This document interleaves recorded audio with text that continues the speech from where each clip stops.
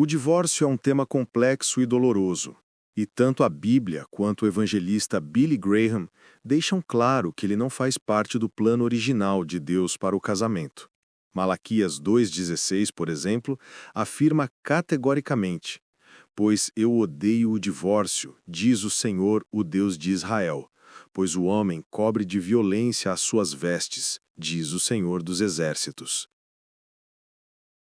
Jesus Cristo, ao ser questionado sobre a permissão do divórcio dada por Moisés, respondeu que Moisés o permitiu por causa da dureza do coração humano, Mateus 19:8, mas que não foi assim desde o princípio.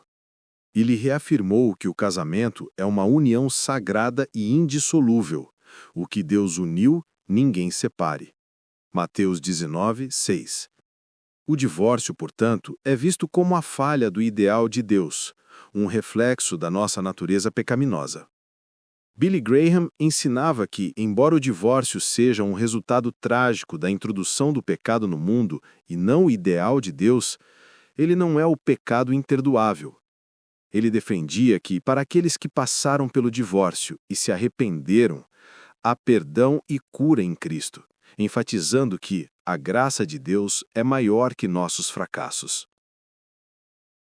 As Escrituras fornecem uma exceção à regra de indissolubilidade à imoralidade sexual, prostituição ou porneia em grego, Mateus 19:9, e o abandono por parte do cônjuge não crente, 1 Coríntios 7:15.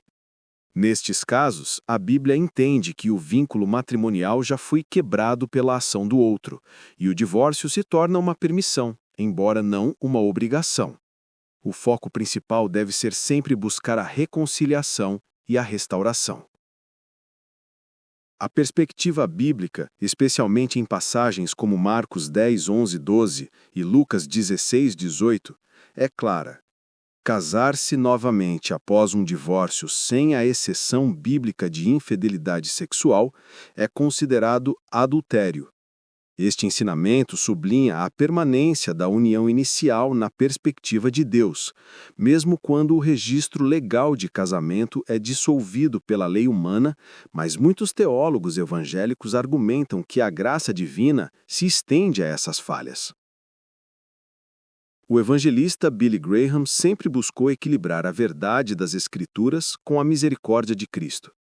Ele reconhecia que o divórcio é um resultado do pecado, mas insistia que a graça de Deus é maior que a culpa e a dor sentidas pelos divorciados. Para ele, o Evangelho oferece perdão e restauração para todos aqueles que se arrependeram de suas falhas e buscam uma nova vida em Jesus. O apóstolo Paulo, em 1 Coríntios 7, acrescenta uma outra permissão. O divórcio é permitido se um cônjuge não crente abandonar o cônjuge cristão. Neste caso, o crente está livre, pois Deus nos chamou para vivermos em paz. É uma exceção que reconhece a impossibilidade de manter o casamento quando um dos parceiros rompe a aliança e não deseja a paz conjugal. Em suma, para a teologia de Billy Graham, baseada na Bíblia, o divórcio é uma quebra da aliança divina e um pecado contra o plano original de Deus. No entanto, é vital que a comunidade de fé estenda a não condenação e o acolhimento, ajudando os envolvidos a encontrarem a cura, a paz e um novo propósito, lembrando que a obra de redenção de Cristo cobre todas as falhas. Os líderes cristãos, seguindo o exemplo de Billy Graham, costumam aconselhar que, antes de considerar o divórcio, os casais devem esgotar todas as opções de aconselhamento pastoral e profissional. O objetivo é honrar o voto matrimonial e a ordem de Deus para a união, buscando a cura e o perdão mútuo para as mágoas e falhas que levaram ao ponto de crise. A Igreja, segundo essa visão, tem o papel crucial de ser um hospital para os feridos, e não um tribunal de julgamento. Para aqueles que, por estarem nas exceções bíblicas, imoralidade ou abandono, ou por terem sido vítimas de divórcios sem culpa, o acolhimento e o apoio espiritual são fundamentais. O Evangelho foca na redenção e no futuro, não apenas no erro passado. A principal mensagem de conforto para os divorciados, conforme a teologia evangélica, é que o divórcio não anula a relação pessoal com Deus. O divórcio pode ser uma falha humana, mas a fidelidade de Deus para com o indivíduo permanece.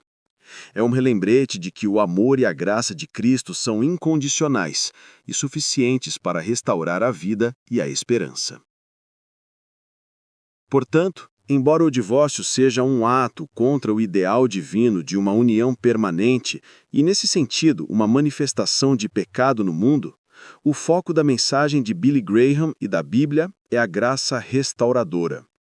O divórcio é uma realidade trágica, mas Deus providencia perdão, aceitação e a oportunidade de recomeçar uma vida íntegra e de serviço a Ele.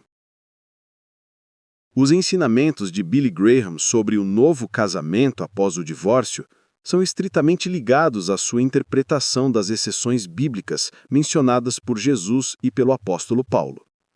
Ele ensinava que, embora o ideal de Deus seja a permanência, o novo casamento é permitido e não constitui pecado quando o divórcio se deu por motivos que a Bíblia explicitamente permite. A principal base para o novo casamento permitido é a exceção da imoralidade sexual, porneia em grego, em Mateus 19:9. Neste caso, o vínculo da aliança é considerado quebrado pela infidelidade e o cônjuge inocente está livre para casar-se novamente. Graham sustentava que, se o divórcio se enquadrasse nessa exceção bíblica, o novo casamento não seria considerado adultério. A segunda exceção que a maioria dos teólogos evangélicos, incluindo Graham, aceita é o abandono por parte do cônjuge não crente, 1 Coríntios 7,15.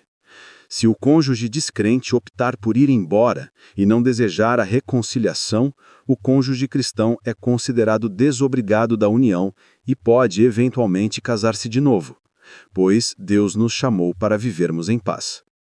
É uma exceção que reconhece a impossibilidade de manter o casamento quando um dos parceiros rompe a aliança e não deseja a paz conjugal. Para aqueles que se divorciaram por razões que não se enquadram nessas exceções, como incompatibilidade, brigas ou desentendimento financeiro, Billy Graham apontava para a graça de Deus e a necessidade de arrependimento sincero. Ele acreditava que, embora o divórcio fosse um erro, após o perdão de Deus, a pessoa é restaurada e pode, em alguns casos, que geram debate teológico, encontrar uma nova vida. O foco central de sua pregação era sempre a restauração através de Cristo.